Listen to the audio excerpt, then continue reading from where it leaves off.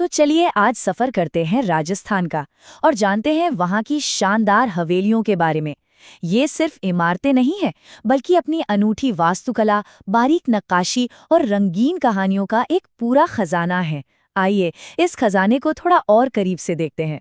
तो आखिर ऐसा क्या है इन हवेलियों में जो इन्हें दुनिया भर में इतना मशहूर बनाता है? क्या ये सिर्फ इनकी खूबसूरती है या फिर इनके पीछे कोई गहरी कहानी छिपी है? चलिए इस सफर में इसी सवाल का जवाब ढूंढते हैं। ठीक है, तो इसे समझने के लिए हम राजस्थान की हवेलियों को मोटे तौर पर दो स्टाइल में बांट सकते हैं। एक तरफ है मारवाड़ का इलाका, जो पत्थर पर की गई अपनी बारीक कारीगरी, जिसे संग तराशी कहते हैं, उसके लिए जाना जाता है। और दूसरी तरफ है शेखावाटी का इलाका, जो अपनी दीवारों पर की गई रंगीन चित्रकारी यानी भित्ति चित्रकारी के लिए पूरी दुनिया में फेमस है। अब ये जानना भी दिलचस्प है कि ये खूबसूरत इमारतें बनी कब थीं। इनका निर्माण हुआ था 17वीं और 18वीं सदी में। ये वो दौर था जब व्यापार और कला दोनों ही अपने चरम पर थे, और वही समृद्धि इन हवेलियों की शान में आज भी झलकती है।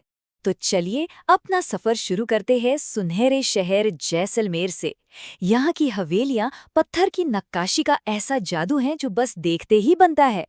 यहाँ की सबसे मशहूर इमारतों में से एक है पटवों की हवेली। और कमाल की बात यह है कि ये कोई एक हवेली नहीं, बल्कि 5 अलग अलग हवेलियों का एक पूरा का पूरा क्लस्टर है। इसे सेठ गुमान चंद बापन्ना ने बनवाया था, और इसकी भव्यता आज भी लोगों को हैरान कर देती है।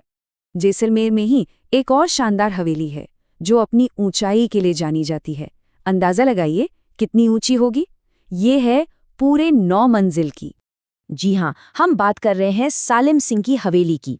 1815 में बनी इस 9 मंजिला हवेली की ऊपरी मंजिलों का डिजाइन इतना अलग है कि उन्हें जहाज महल और मोती महल जैसे खूबसूरत नाम दिए गए हैं।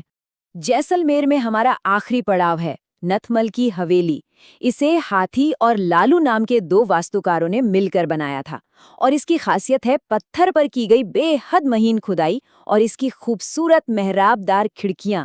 सच में एक मास्टरपीस है। चलिए, जैसलमेर के पत्थर के जादू के बाद अब आगे बढ़ते हैं बीकानेर की तरफ और देखते हैं कि वहां की हवेलियों में अलग-अलग कला शैलियों का कैसा अनूठा संगम देखने को मिलता है। बीकानेर में बछावतों की हवेली सबसे पुरानी मानी जाती है। सोचिए, 1593 में बनी थी, और इसकी ऐतिहासिक अहमियत इतनी ज्यादा है कि साल 2012 में इसे वर्ल्ड मॉन्यूमेंट वॉच की लिस्ट में भी शामिल किया गया। ये दिखाता है कि हमारी विरासत कितनी कीमती है।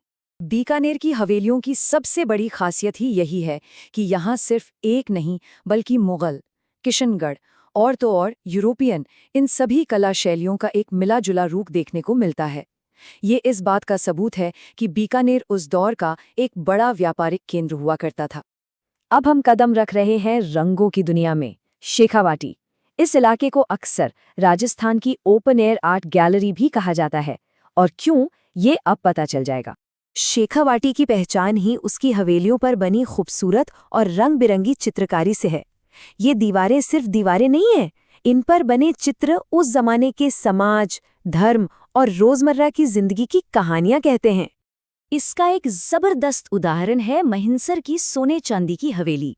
जैसा नाम है वैसा ही काम। इस हवेली की दीवारों को सचमुच सोने और चांदी की चित्रकारी से सजाया गया है, जो इसकी शान को और भी बढ़ा देती है। अच्छा, शेखावाटी की एक और हवेली वास्तुकला का एक अजूबा है जो अपनी खिड़कियों की गिनती के लिए मशहूर है। अंदाजा लगाइए कितनी होंगी? 100 से भी ज्यादा। जी हाँ, ये है झुंझुनों में ईसरदास मोदी की हवेली, जिसमें 100 से भी ज्यादा खिड़कियां हैं। जरा सोच कर देखिए इसकी वास्तुकला। हर तरफ, हर दिशा में खुलती अनगिनत खिड़कियां। ये हवेलियां हमारी कितनी अनमोल धरोहर हैं, ये तो हम समझ ही गए हैं।